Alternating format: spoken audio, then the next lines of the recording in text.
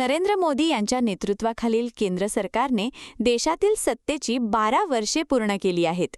या कालावधीत केंद्र सरकारने डिजिटल व्यवहार, पायाभूत सुविधा, महिला सक्षमीकरण, आरोग्य, गृहनिर्माण आणि राष्ट्रीय सुरक्षेच्या क्षेत्रात अनेक महत्त्वपूर्ण निर्णय घेत देशाच्या विकासाला नवी दिशा दिल्याचा दावा केला जात आहे. सबका साथ सबका विकास या ध्येयवाक्याच्या माध्यमातून विविध जनकल्याणकारी योजना राबविण्यात आल्या. डिजिटल आणि आर्थिक क्षेत्रात भारताने मोठी झेप घेतली आहे. UPI प्रणालीमुळे डिजिटल पेमेंटमध्ये भारत जगातील आघाडीच्या देशांमध्ये पोहोचला असून ग्रामीण भागापर्यंत ऑनलाईन व्यवहार सुलभ झाले आहेत. जनधन योजनेंतर्गत कोट्यावधी नागरिकांची बँक खाती उघडण्यात आली.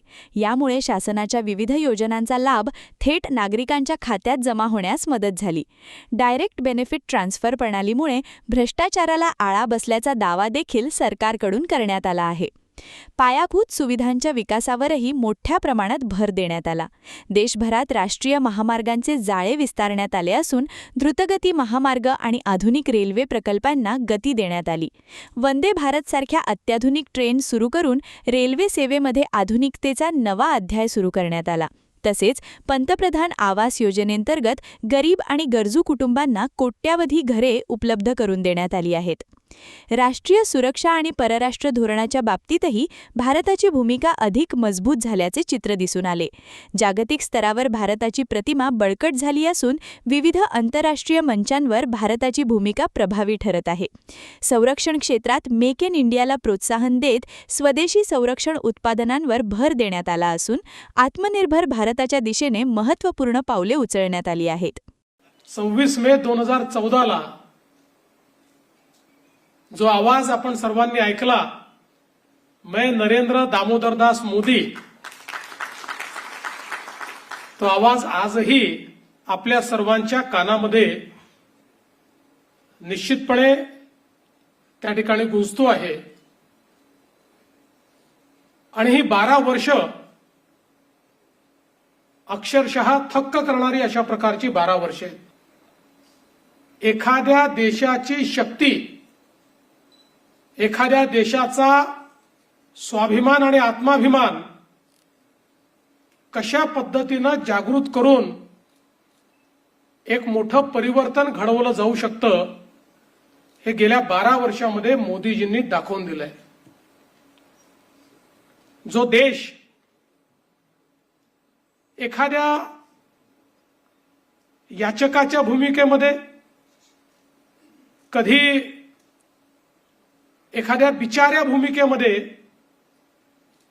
आपल्याला पाहायला मिळाला, आज तो देश आत्मनिर्भर भारत अशा पद्धतीनं जगाच्या पाठीवर स्वाभिमानाने उभा असलेला गेल्या 12 वर्षाच्या या कार्यकाळात आपल्याला पाहायला मिळतोय. खरं म्हणजे 12 वर्षात मोदीजींनी वेगवेगळ्या क्षेत्रात केलेलं कार्य हे एका कॉफी टेबल बुकमध्ये मांडणं देखील अत्यंत कठीण आहे.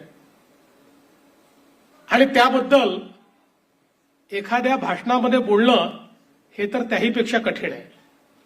पण मला असं वाटतं की ही जी काही 12 वर्ष आहेत, ही नवभारताकडे जी काही भारताने वाटचाल केली त्याची ही 12 वर्ष आहेत. क्या हुआ बहू? माँ, पाइल्स की बहुत तकलीफ हो रही है. तो तुम गुदरोग सर्जन के पास क्यों नहीं गई? देखो, जैसे हार्ट के लिए हार्ट स्पेशलिस्ट, ब्रेन के लिए ब्रेन स्पेशलिस्ट, तो पाइल्स के लिए पाइल्स स्पेशलिस्ट क्यों नहीं? स्त्री हो या पुरुष, टॉयलेट में तकलीफ केवल पाइल्स ही नहीं, और भी कई प्रकार के गुदरोग तथा कैंसर भी हो सकता है. इसीलिए इसकी प्रत्यक्ष जांच जरूरी है.